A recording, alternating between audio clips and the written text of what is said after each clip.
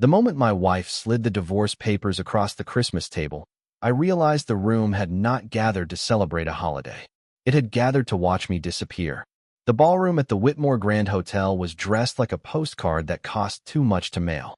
A Christmas tree 18 feet tall rose near the marble staircase, wrapped in gold lights and glass ornaments that reflected every chandelier in the room.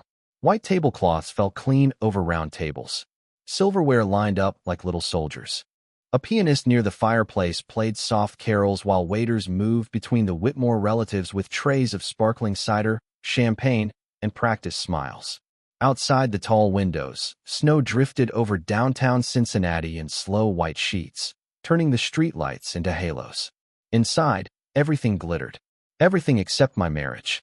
Lauren stood across from me in a dark green dress, her blonde hair pinned perfectly, her smile arranged for witnesses.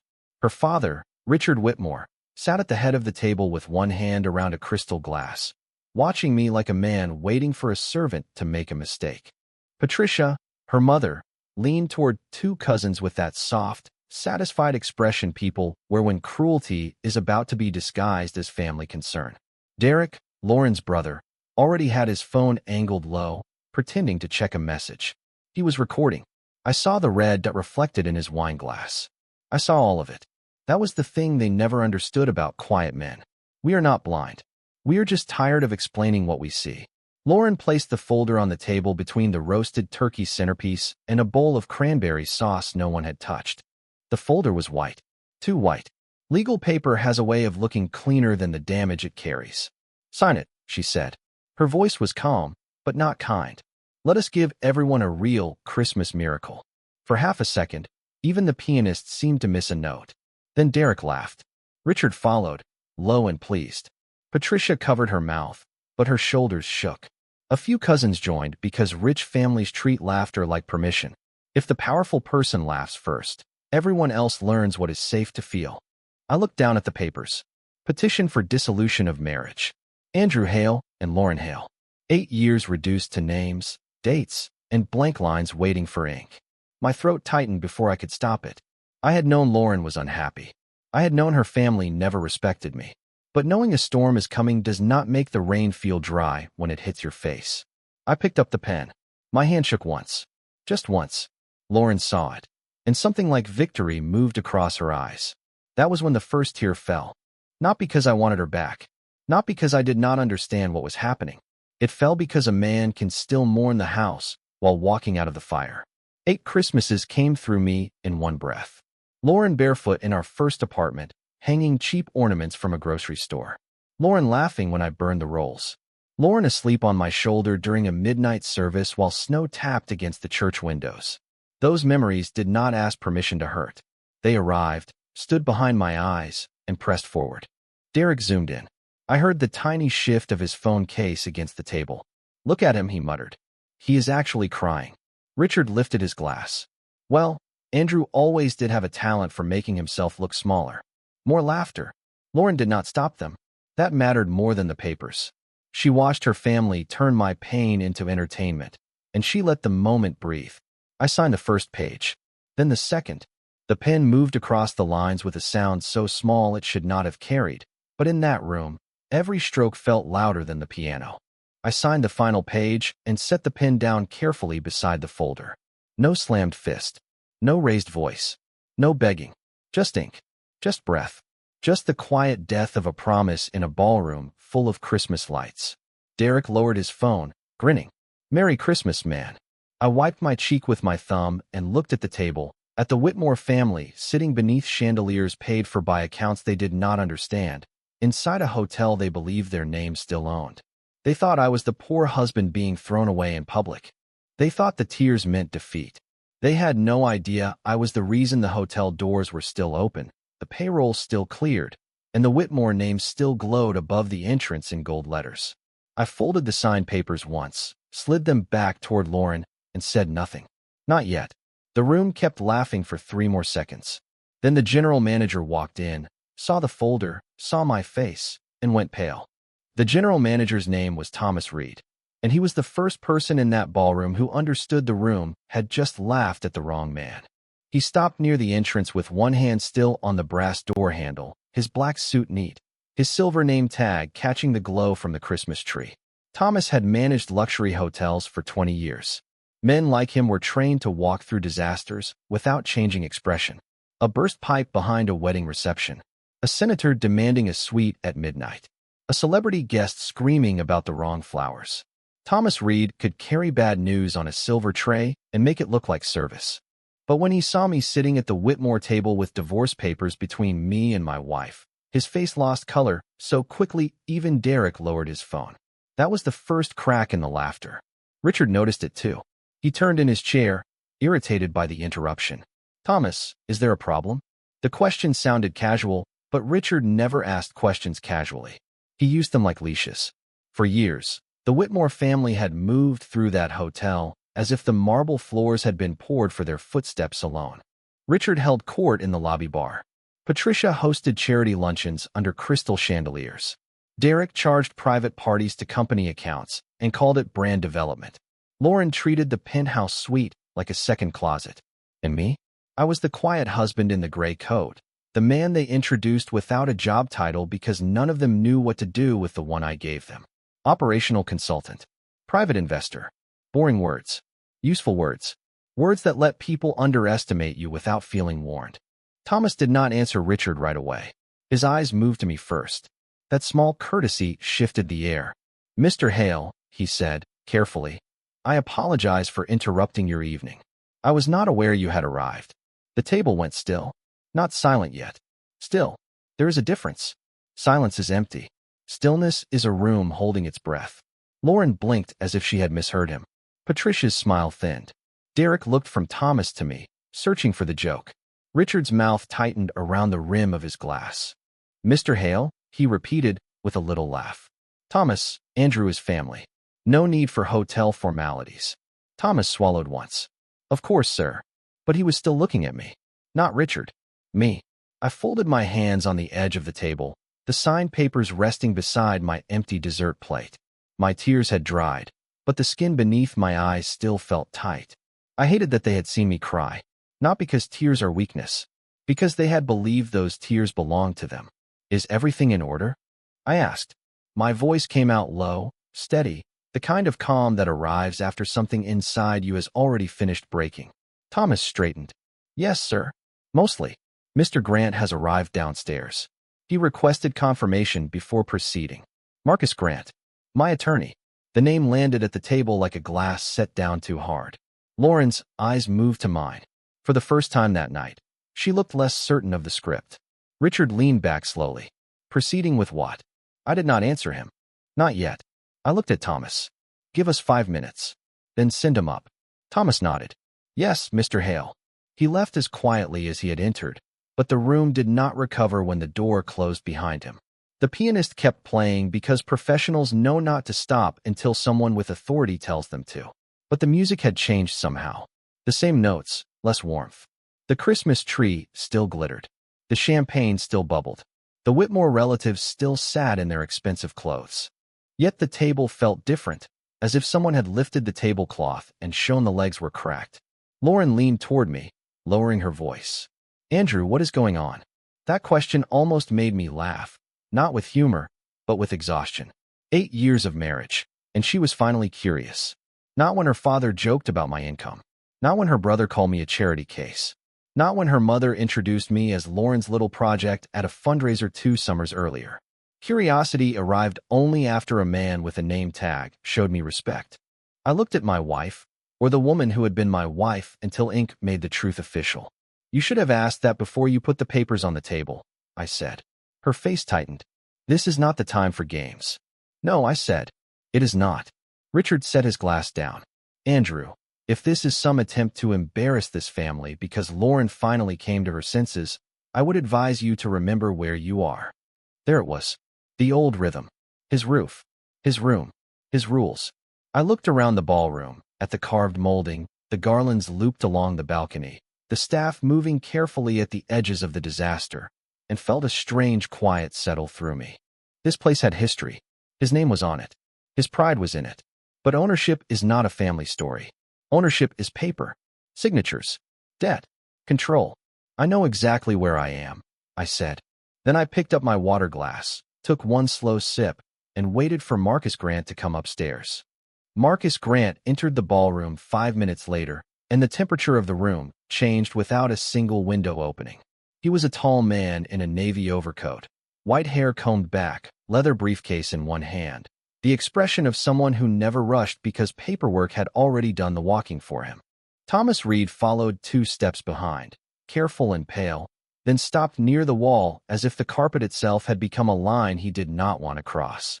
Marcus did not look at the Christmas tree. He did not look at Lauren's cousins whispering near the dessert table. He did not even look at Derek, who had stopped recording but still held his phone like a child caught with matches. Marcus walked directly to me and gave the smallest nod. Mr. Hale. The second Mr. Hale hit harder than the first. I heard Patricia inhale. I saw Richard's fingers tighten around his glass. Lauren stared at Marcus as if she was trying to place him, and that told me everything. She had spent 8 years beside a man whose attorney could walk into her family's grandest room and silence it. Yet she had never cared enough to learn his name. Marcus set his briefcase on an empty chair and opened it with a clean metallic click. That sound did what laughter had failed to do. It made everyone listen. Richard stood halfway, his face arranged into the kind of authority he used at board luncheons. I do not know what this circus is, but this is a private family event. Marcus looked at him calmly. It is a corporate event billed through Whitmore Hospitality Group's executive account, Mr. Whitmore. That distinction matters. The room went thin. Derek's mouth opened, then closed. Patricia looked toward Lauren, but Lauren was still looking at me. I did not enjoy that moment. That may sound strange, but it is true. Revenge is easier in imagination. In real life, even deserved consequences make a sound when they arrive. You hear the old hopes inside them. You hear the Christmases you tried to save. You hear the wife who once fell asleep in your passenger seat while snow covered the windshield. But dignity is not the absence of pain. It is the decision not to hand your pain back to people who would only laugh at it again. Marcus removed a folder and placed it on the table, not in front of Richard, not in front of Lauren, but in front of me. Per your instruction, the internal audit notice has been prepared. Vendor review, executive spending review, related party contract review, and discretionary account suspension pending board review. Richard's face changed at the word suspension. Wealthy men fear many things, but losing access to accounts they treat like oxygen sits near the top. Board review, he said. Andrew is not on my board. Marcus adjusted his glasses. No. Hale Meridian Holdings controls the majority voting interest attached to the debt restructuring agreement executed 3 years ago. Your board has operated with Mr. Hale's restraint, not his absence. That was the sentence that killed the last of the room's noise. Even the pianist stopped. No one told him to. His fingers simply forgot to continue. Lauren's lips parted. Hale Meridian, she whispered. I looked at her then, and the years folded open. 3 years earlier, Whitmore Grand Hotel had been 2 missed payments away from receivership. Richard had borrowed against reputation. Derek had pushed bad event contracts through friendly vendors, and Patricia's charity calendar had hidden more personal expenses than anyone wanted to admit. Lauren came home one night pale, furious, terrified that her family name would become gossip. She cried in our kitchen, not because she loved the company, but because she could not survive the embarrassment of everyone knowing. I had held her while she shook. I had said I would see what could be done. She never asked what that meant. She never asked who took the calls, who sat through midnight negotiations, who moved capital through a private holding company to buy the debt quietly, restructure the loans, keep the Whitmore name on the hotel, and protect her father from public failure. The next month, the crisis disappeared from her family's dinner conversations like weather that had passed. Richard called it good banking. Patricia called it grace. Derek called it luck.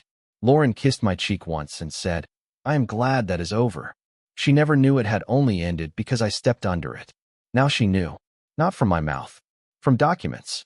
That made it cleaner and crueler. Richard looked at me with a kind of offended disbelief, as if the idea of owing me anything insulted the furniture. You expect us to believe you own this hotel? I wiped the last trace of moisture from my cheek with a napkin, folded it once, and set it beside the signed divorce papers. No, I said. I expect you to read. Marcus slid copies across the table. Ownership structure. Debt conversion terms. Voting rights. Operating control clauses. Spending restrictions triggered by misconduct review. Words the Whitmores had spent years ignoring because no one imagined the quiet husband in the gray coat was the signature behind the silence.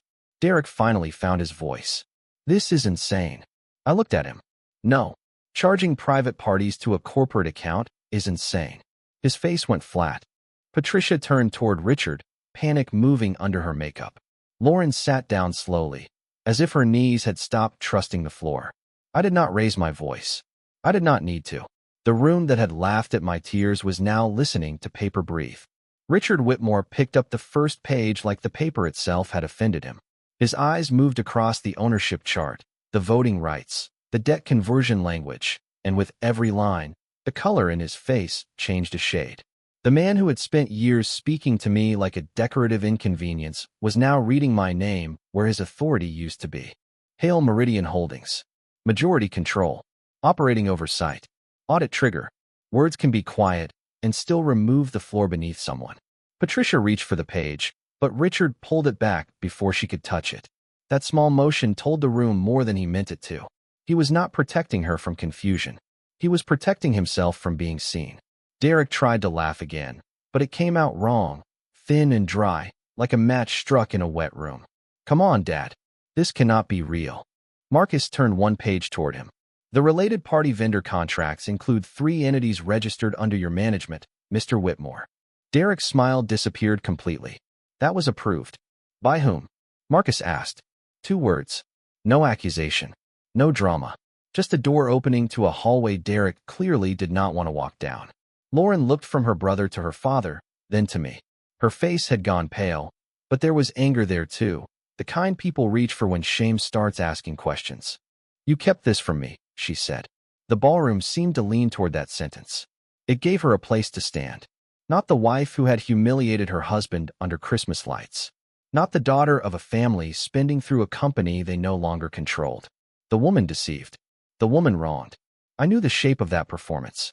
I had watched her family build entire rooms out of it. I looked at her hands resting near the divorce papers she had made me sign in front of everyone.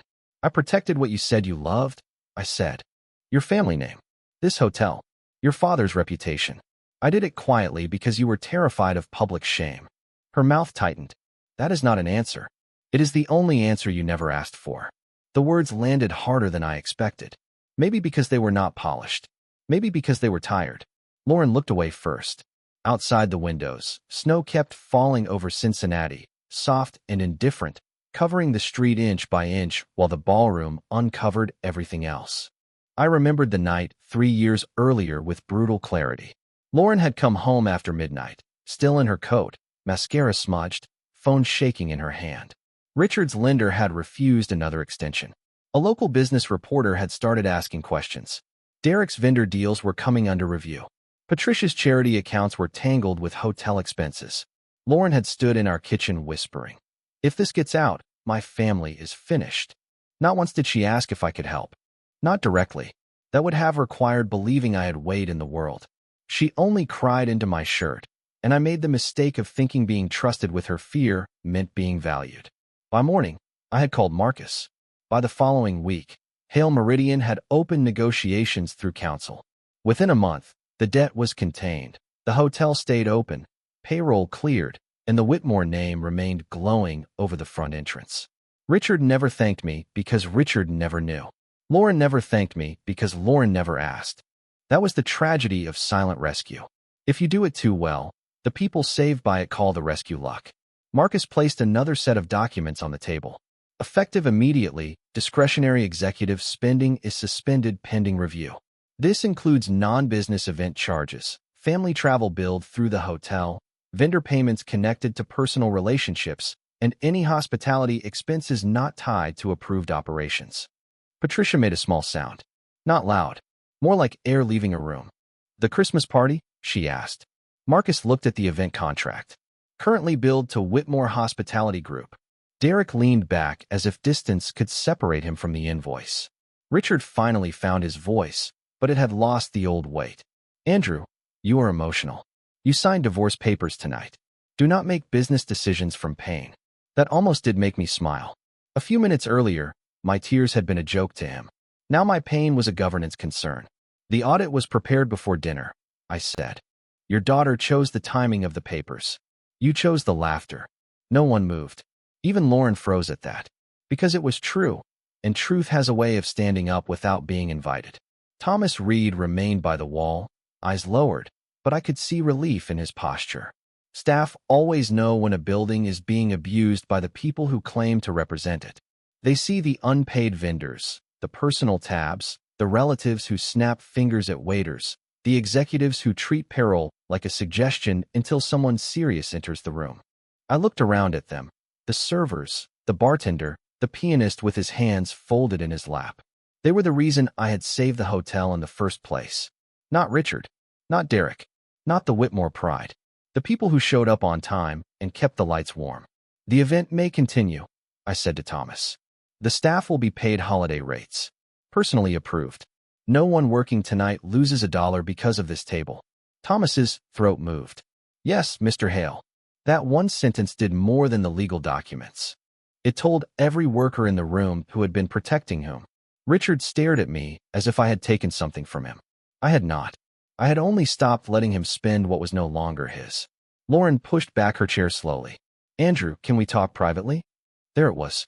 Privacy. The thing she had denied me when she placed divorce papers between the turkey and the cranberry sauce. I looked at the signed pages, then at her. You chose an audience, I said. Now listen in front of them. Lauren did not sit back down right away. She stood beside her chair with one hand on the white tablecloth, fingers pressing into the fabric as if the room itself had started moving under her.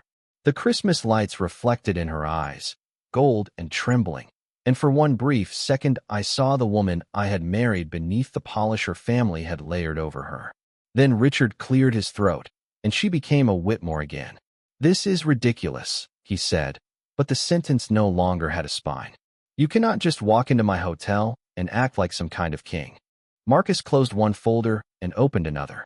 Technically, Mr. Hale did not walk into your hotel. He did not need to finish. The table understood. Patricia's hand moved to her necklace, turning the pearls with nervous little circles. Derek stared at his phone, maybe checking accounts, maybe deleting messages, maybe realizing that a recording meant for family humiliation had captured evidence of exactly how the evening began. I looked at him. Keep the video, I said. His head snapped up. What? Keep it. It shows who placed the papers on the table. It shows who laughed. It shows when Mr. Grant arrived. Documentation matters. Derek's face went red, then pale. He put the phone screen down beside his plate. That was the thing about people who enjoy recording other people's pain. They rarely enjoy becoming part of the record. Lauren finally lowered herself into the chair, slower this time, as if every inch cost pride. Andrew, I did not know, she said. Her voice was quieter now, stripped of the performance she had used when the folder first appeared. I did not know about the hotel. I did not know about Hale Meridian. I did not know you had done all of this. I looked at her for a long moment. Snow tapped softly against the windows. Somewhere near the bar, ice settled in a bucket with a faint crackle. That is the problem, Lauren, I said. You never wanted to know me. You wanted me to look useful in the ways your family could understand. Her lips parted, but no defense came out. Because what could she say? That she had asked about my day? Sometimes. That she knew my work? Barely. That she had defended me? Not when it mattered. For years, she had let her father call me temporary, her brother call me dead weight, her mother call me a fixer-upper in human form. She would squeeze my hand under the table afterward, like private sympathy could repair public disrespect. At first, I accepted that. I told myself family habits were hard to break. I told myself she was caught between love and loyalty. Then 1 year became 3, 3 became 8, and I realized a painful truth. When someone only defends you in private, they are not protecting you. They are protecting the version of themselves that agrees with the people who insulted you. Marcus slid a final notice toward Richard. There will be an emergency board meeting on December 27th. Until then, no executive reimbursement, no family account spending, and no vendor renewal without written approval. Richard looked down at the notice as if it were a foreign object. You are punishing us on Christmas. I shook my head. No, I am stopping the punishment from reaching the employees. Thomas stood straighter near the wall. A waitress near the side station blinked hard and looked away. That mattered to me more than Richard's outrage. 3 years earlier, when I stepped in, I had reviewed payroll first. Not the lobby renovation, not the executive suites. Payroll. 412 people depended on the Whitmore Grand staying open. Housekeepers, cooks, maintenance staff, front desk clerks, valet attendants, banquet servers, people with rent, kids, car notes, and prescriptions waiting at pharmacy counters. Richard saw a family legacy. I saw families. That difference had been the foundation of every decision since. Lauren whispered, "Why did you never tell me?" I looked at the divorce papers between us. Her signature was already there. Mine had joined it minutes ago under laughter and chandelier light. Because I wanted to know if you could love a man without needing him to impress your father. The words left the table still. Even Richard had nothing ready for that. Lauren looked down, and one tear fell onto the tablecloth. It did not move me the way my tears had amused her family earlier. I felt sadness, yes, but sadness was not surrender. She reached toward the signed papers. Maybe we should wait. I placed 2 fingers on the folder and slid it gently out of her reach. Not rough, not dramatic. Final. No, I said. You were right about one thing tonight. This marriage needed a miracle. But miracles do not grow in rooms where respect has been dead for years. Patricia let out a quiet gasp. Derek stared at his plate. Richard looked older than he had 10 minutes before, smaller in a way money could not tailor away. Lauren wiped her cheek, and I saw panic replace regret. Regret looks backward. Panic counts what it might lose next. That distinction matters. Marcus gathered the copies into neat stacks. Thomas stepped forward and asked softly whether I wanted the music resumed.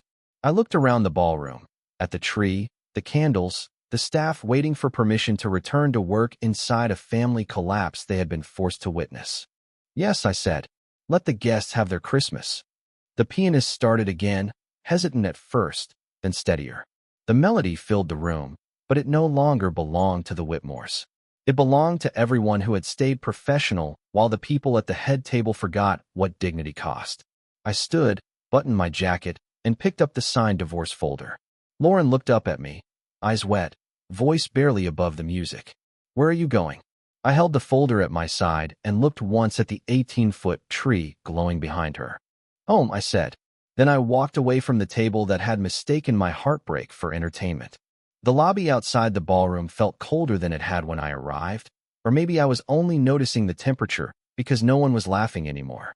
The Whitmore Grand Hotel stretched around me in polished marble and winter garland. Every brass railing shined. Every wreath hung at the same perfect height. Every red bow tied to look effortless by hands that were paid to make wealthy people feel surrounded by magic. I walked past the front desk with the divorce folder in one hand and Marcus Grant beside me, his briefcase closed, his pace matching mine without a word. Thomas Reed followed at a respectful distance, not hovering, just present in case the building needed a decision. For the first time all night, the hotel felt less like a stage and more like a responsibility. I could hear the elevators humming, dishes moving in the kitchen, a child laughing near the lobby tree, a bellman helping an older couple with luggage near the revolving doors. Life kept moving. That was always the part people forgot during private disasters. The world does not pause just because your heart finally signs the paperwork. Marcus waited until we reached a quiet corner near the coat room before speaking. You handled that better than most men would have. I looked through the glass doors at the snow collecting along the curb. Better does not mean clean. No, he said. It does not. That was why I trusted him. Marcus never sold comfort as truth.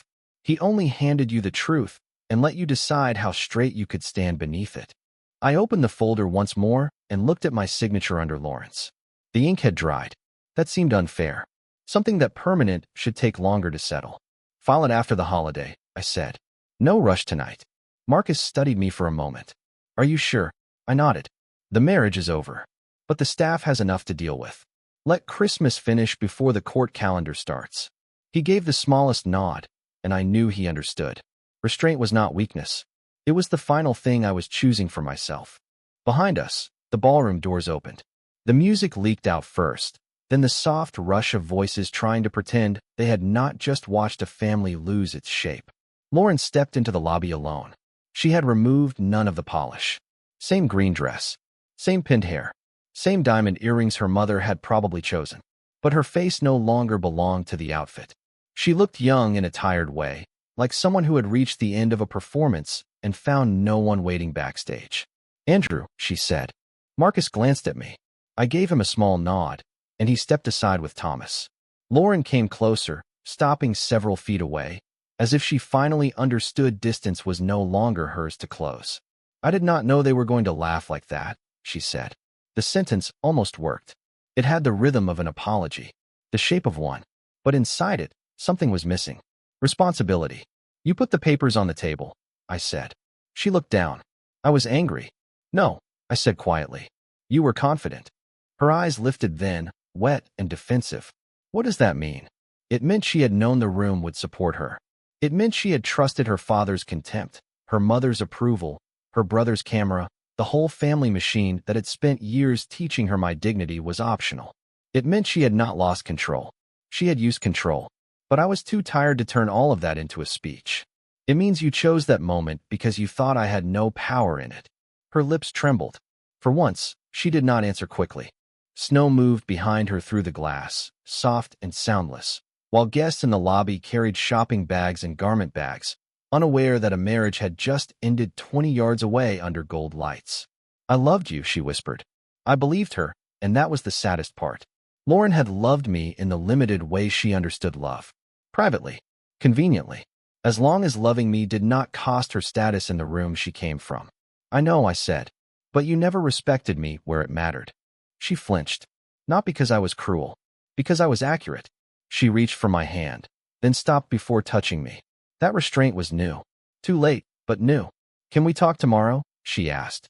I looked at the folder, then at the ballroom doors behind her, where Richard's voice rose briefly and vanished again under music. "Tomorrow, you can speak with Marcus." Her face changed. Panic, regret, calculation, grief. All of it moved through her at once. "Andrew, please." That word had once been able to empty me out. Please had made me stay after insults. Please had made me forgive her silence. Please had made me attend dinners where I was served disrespect between courses. But a word loses power when it arrives after the signature. I stepped back. "Go inside, Lauren. Your family needs to learn what their name costs without me paying for it." She covered her mouth, and I turned before the tears could become another room I had to manage. Outside, the valet brought my car around, a dark sedan dusted with snow. Thomas held the door open himself. "Good night, Mr. Hale," he said. His voice carried respect, but also something quieter. Relief. I got in, set the divorce folder on the passenger seat, and watched the hotel glow through the windshield. The Whitmore name still shone above the entrance in gold letters, bright against the snowfall. For now, I did not feel victorious. Victory is loud in other people's stories. In real life, it can feel like sitting alone in a warm car while your hands stop shaking one finger at a time. I drove away slowly, past the curb, past the revolving doors, past the windows where Christmas lights blurred into streaks of gold. Behind me, the hotel kept shining. Ahead of me, the road was white, quiet, and finally mine. December 27th arrived with a hard blue sky and a cold that made the city look honest. The holiday softness had burned off. No carols, no candlelight, no gold ornaments bending the truth into something prettier. Just morning sun on glass, salt stains on sidewalks, and the Whitmore Grand Hotel standing in downtown Cincinnati, with its name still shining above the entrance while the people behind that name walked into a boardroom they no longer controlled. I arrived at 9 sharp, not through the front entrance, but through the executive elevator from the parking garage. Marcus Grant was already waiting beside the conference table with 3 folders arranged in front of him. Thomas Reed stood near the window with a tablet in both hands, calm but alert. The room smelled of coffee, leather chairs, and old power. Richard sat at the head of the table because habit is stubborn, even when authority has moved. Patricia sat beside him, pearls perfect, face drawn. Derek slouched near the far end, trying to look bored and failing. Lauren was there too, in a cream sweater and dark slacks, eyes tired, wedding ring still on her finger because the court had not yet caught up with the truth. When I entered, no one laughed. That silence told me more than any apology could have. Richard started first, of course. "Andrew, before this gets out of hand, I think we should discuss this as a family." I took the chair opposite him, not the head, not yet. This stopped being family business when family money started moving through company accounts. Marcus opened the first folder. Thomas connected his tablet to the wall screen. Numbers appeared where Christmas decorations had once protected feelings. Vendor payments tied to Derek's shell companies. Personal travel charged as hospitality development. Patricia's charity events billed through hotel operations with donor reimbursements routed badly enough to make even Marcus blink. Executive dining, private shopping deliveries, luxury transportation, family suite use, and consulting fees with no work product attached. None of it looked dramatic alone. That was how misuse usually worked. It did not arrive as one giant scandal. It arrived as small permissions repeated until entitlement learned to call itself tradition. Derek leaned forward when his name appeared. Those vendors did work. Thomas spoke before I did. Some did, at rates 30 to 40% above market. Several invoices overlap with dates when no events were scheduled. Derek looked at Richard. Richard looked at the screen. Patricia looked at her lap. Lauren looked at me. I did not look away, but I did not rescue her either. She needed to see the machinery her family had called normal. Richard's voice lowered. We can correct internal procedures. You had 3 years, I said. I gave restraint. You treated it like weakness. The words were not loud, but they changed the room. Because everyone at that table remembered the Christmas party. They remembered the divorce papers. They remembered the laughter. They remembered who had been called small under a roof paid for by my silence. Marcus slid a document to Richard. Effective immediately, Richard Whitmore is removed from executive financial authority pending completion of the audit. Derek Whitmore's vendor approval access is revoked. Patricia Whitmore's event spending authority is suspended. Thomas Reed will serve as acting operations led under Hale Meridian oversight. Richard stared at the page. For once, he did not reach for a speech. Derek muttered that this was temporary. Marcus looked at him. That depends on what the forensic review finds. Derek went still. Lauren finally spoke, her voice soft enough that the room had to lean in to hear it. And me? I looked at her ring, then at her face. You are not part of hotel operations. Her eyes filled, but she nodded. That answer hurt her because it was fair. She had wanted the prestige of being a Whitmore without understanding the work behind the name. Now she had neither control nor innocence, only proximity to the wreckage.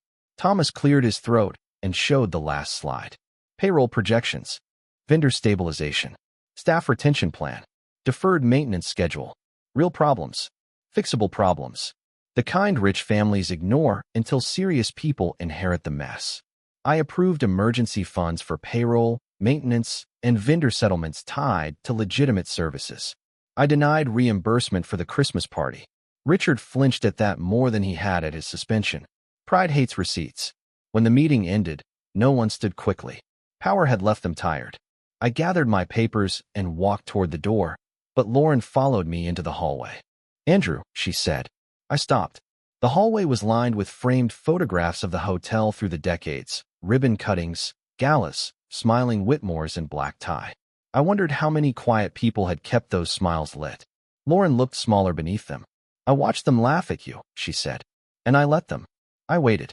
This time, she did not explain. She did not say she was angry. She did not say she was pressured. She let the truth stand without decorating it. That was new. Too late, but new. I am sorry, she said. The words were clean. They did not ask for anything. Because of that, I could finally receive them without surrendering to them. I believe you, I said.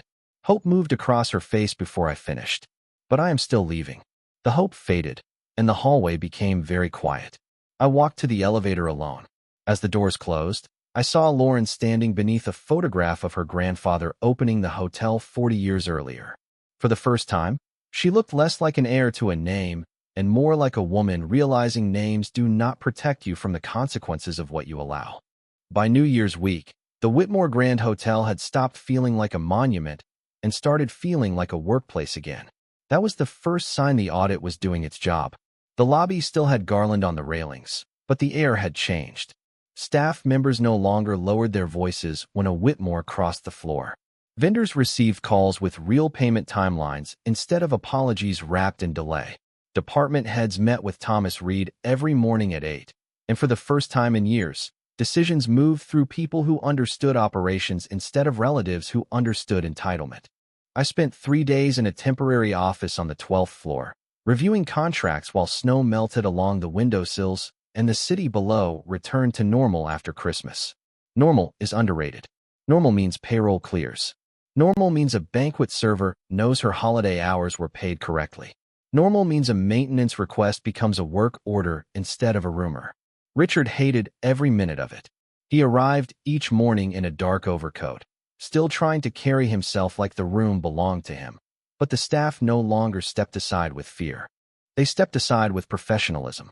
That difference is small until you have lived under the first one. Derek came in once with an attorney, stayed 40 minutes, and left without making eye contact with the front desk. Patricia canceled 2 charity events and called it a scheduling issue. The society pages would survive. Society always does.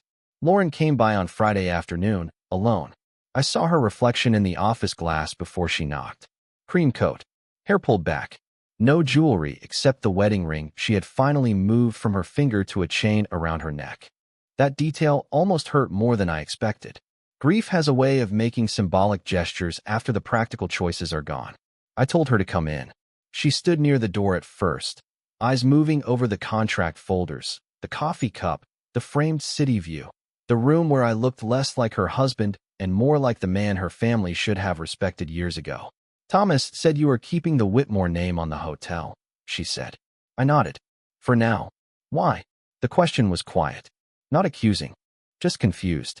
I leaned back in my chair and looked past her at the snow caught along the ledge outside. Because 400 people should not have to explain to their families why pride ruined their jobs. She absorbed that slowly. Lauren had grown up thinking a family name was a crown. I had learned that a name was a bill someone eventually had to pay. My father says you are enjoying this, she said. I looked at her then. Is that what you think? She shook her head, but not quickly enough to hide the old reflex. The old Lauren would have believed whatever made her family look less wrong. This Lauren seemed tired of reflexes. I think you are doing what you always did, she said, cleaning up the mess without making people watch how hard it is. That was the closest she had ever come to describing me correctly. For a moment, the office was quiet except for the heating vent and distant elevator bell. I wish you had seen that before the papers, I said. She closed her eyes once. So do I. No performance. No tears this time. Just a sentence too late to become useful.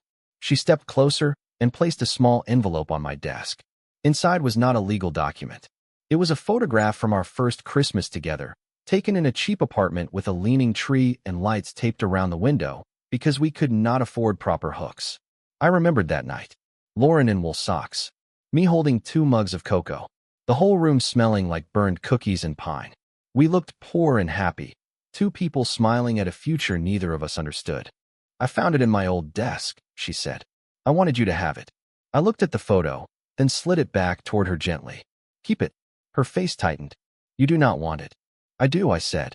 That is why you should keep it. You need to remember there was a time when simple was enough. She picked up the envelope with both hands like it weighed more than paper. In the hall behind her, Thomas passed with 2 department managers, speaking about linen costs and winter occupancy, like a man rebuilding order one detail at a time. That sound steadied me. Work. Real work. Not inheritance. Not image. Lauren turned toward the door, then stopped. After the divorce is final, will you ever speak to me again? I could have lied kindly. Men are trained to soften endings for women who finally understand the damage. But a soft lie is still a rope tied to the past. Maybe someday, I said. When speaking to you does not feel like returning to a room where I had to earn basic respect. She nodded, and this time the answer did not make her reach for defense. She left quietly, and I watched the door close without moving. On my desk, the audit summary waited beside payroll approvals and vendor repair schedules. Outside, the Whitmore sign glowed against the afternoon gray. People would think the twist was that I owned the hotel. They would be wrong. The real twist was that once I finally had the power to take everything from them, I only took back myself. The divorce became final on a gray Thursday in February, without cameras, chandeliers, or an audience waiting to be entertained. Just signatures, filings, and the quiet machinery of a court system that did not care how much history sat behind a name. Marcus called me that afternoon while I was in my office on the 12th floor of the Whitmore Grand Hotel, reviewing a maintenance budget for the west elevators. It is done, he said. 2 words. Clean. Heavy. I thanked him, hung up, and sat there for a while with my hand resting on the phone. Outside the window, Cincinnati moved under a low winter sky. Cars slid through slush at the curb. Steam lifted from a manhole cover. Guests rolled suitcases through the front entrance beneath the gold letters that still read Whitmore, though everyone inside the building now understood whose approval kept those letters lit. I expected the moment to feel bigger, maybe triumphant, maybe hollow. Instead, it felt quiet in the way a room feels after a storm has finally passed, and you notice which windows are still intact. Richard never returned to executive control. The audit found enough to remove him permanently, but not enough to destroy the hotel, and that mattered to me. Derek resigned from all vendor activity before the review reached its final page. Patricia's charity calendar became smaller, cleaner, and watched by people who knew how to read invoices. Thomas Reed became permanent operations president, and the staff gave him a standing ovation at the first all-hands meeting of spring. I stood in the back for that. No speech, no spotlight, just a man watching the right person receive the respect he had earned. Lauren moved out of the house we had shared and into a condo near Mount Adams. She sent one letter after the decree, handwritten, 3 pages, no excuses. She wrote that she had mistaken silence for weakness, privacy for failure, and loyalty for something guaranteed. She wrote that watching me protect the hotel after what her family did hurt more than if I had taken it all away. I believed her. I placed the letter in a drawer, not because I planned to reread it, but because some truths deserve a place even when they no longer get a vote. The last time I saw her was in April, outside the hotel entrance just after a light rain. She was not dressed for an event. No perfect green dress, no diamonds chosen to match a room. Just a beige coat, simple shoes, hair loose in the wind. She looked at the sign above the door, then at me. "You kept the name," she said. I nodded. "For the employees. Not for your father." She gave a small, sad smile. I know. For a moment, the past stood between us without shouting. 8 years. Cheap ornaments. Burned rolls. Her hand in mine before she learned to check who was watching. My tears under Christmas lights. Her family laughing. The room going still when Thomas called me Mr. Hale. All of it was there, but none of it pulled me backward. That is how you know healing has started. The memory still arrives, but it no longer gives orders. Lauren looked down at her hands. "I am sorry I made you prove who you were before I respected you. I could have said it was all right. It was not. I could have said I forgave everything. Forgiveness is not a sentence you owe someone on demand. So I gave her the truth I had. I hope you never do that to anyone again." She nodded, and this time she did not ask to come back. That was the closest thing to respect she had ever given me. She walked away under the pale spring light, and I watched until she reached the corner, not because I wanted her to turn around, but because I wanted to remember that I did not follow. By summer, the hotel was profitable again. Staff turnover dropped. Vendors stopped calling with panic in their voices. The ballroom where I signed those papers hosted graduations, retirement dinners, and one quiet wedding for a front desk supervisor whose mother cried through the whole ceremony. I approved the employee discount myself. Some rooms deserve better memories than the ones powerful people leave in them. On Christmas Eve the next year, I stood beneath the same 18-foot tree, now decorated in gold and deep blue, and listened to the lobby fill with guests, music, luggage wheels, children laughing, life moving forward. Thomas handed me a cup of coffee and asked if I was all right.